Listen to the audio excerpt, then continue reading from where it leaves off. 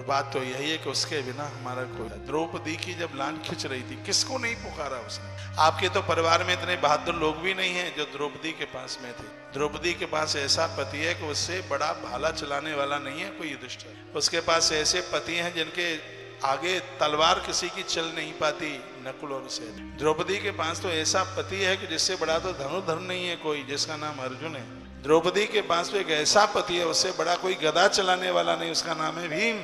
लेकिन ये सब होते हुए भी साड़ी खींचती रही और ये कुछ भी नहीं कर पाए। इसका मतलब यह है कि भगवान के अलावा कोई हमारे लिए कुछ नहीं कर सकता, परमात्मा। और यह जीवन की बहुत बड़ी त्रुटि है, हम भगवान को भूल जाए। परमात्मा को याद करते रहिए। माँ द्रौपदी माता रुक्मिणी लिखती है, भगवान मैं हर प्रकार से आपकी हो चुकी हूँ, मैंने अपने आप को आपके लिए समर्पित। आना ना आना ये तो आपका। रोज भगवान को आप मंदिर में जाते हैं, क्या बोल के आते हैं? एक दिन मैंने निवेदन, मंदिर में आप ज्यादातर ऐसे मांगने को जाते हैं, नहीं, मंदिर में आप जाएं तो भगवान को न्योता दे के आए। भगवान को कहिए, प्रभु हम आपको बुलाने के लिए आए, मेरे घर आजा संवरिया।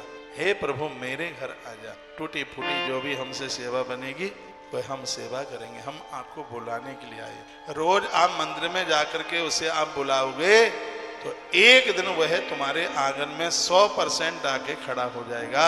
हमने नामदेव की कथा में ऐसा पढ़ा। नामदेव का तो छप्पर छाया प्रभु ने, गांव के लोगों ने आग लगा दी छप्पर जल रहा था, कुछ सामान बाहर रखा था, घी तेल बाहर रखा था।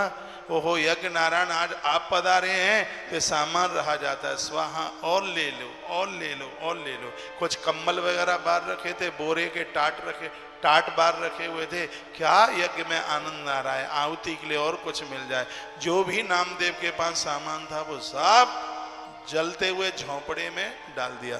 लोगों को तो लग रहा था कि झोंपड़ा जल रहा है, लेकिन नामदेव को लग रहा था कि यज्ञ नारायण प्रकट हुए हैं, यज्ञ हो रहा है। पूरा सब जल जुलू के खाको। सर्दी का समय था, बैठे ठिठुर रहे थे, ये श्रीमान ठिठुर रहे थे, उधर भगवान भी ठिठुर रहे थे। लक्ष्मी जी ने कहा क्या हुआ? कहा भगत ठिठुर रहा है सर्दी में, मुझे बड़ा कष्ट हो रहा है, आप थोड़ी हमारी सहायता कर दो। क्या करना है? उसका छप्पर बना करके आना है। तो लक्ष्मी और नारायण दोनों आए, उन्होंने रात भर नामदेव का छप्पर अपने हाथों से छाया, छप्पर बना करके चले गए। गांव के लोग सुबह ही सुबह लुटिया लेके गए दिशा मैदान के लिए।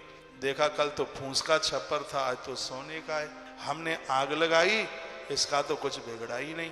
लोग कहने लगे अरे नामदेव ये सोने का छप्पर ये किसने बनाया? कहा ये हमारे भगवान ने बनाया, विठलनाथ ने, और किसने बनाया? तो कहा हमारा भी बनवा दो ना। कहा तब बनेगा, पहले अपनी झोंपड़ियों को जलाओ, पहले अपने घर में आग लगाओ। जिसके घर में आग पहले लगती है मेरे विठलनाथ उसका ही छप्पर छा देते हैं। जब तक भोगों में आग नहीं लगेगी, जब तक विषयों में आग नहीं लगेगी, तब तक परमात्मा हमारी जिंदगी का डेवलपमेंट कैसे करेगा? सबसे पहले भोगों को जलाना पड़ेगा।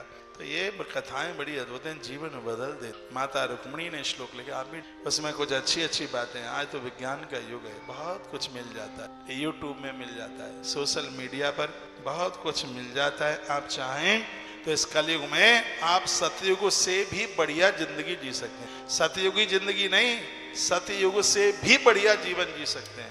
मैंने सतयुग के लोगों को नहीं देखा, पढ़ा जरूर है। जब मैं उनको पढ़ता हूं तो एक बार के लिए हमें भी लगता है कि हम तो इनसे भी बढ़िया जीवन जी रहे हैं इस भरे कलयुग में। ऐसा आभास होता है, ऐसा एहसास होता है।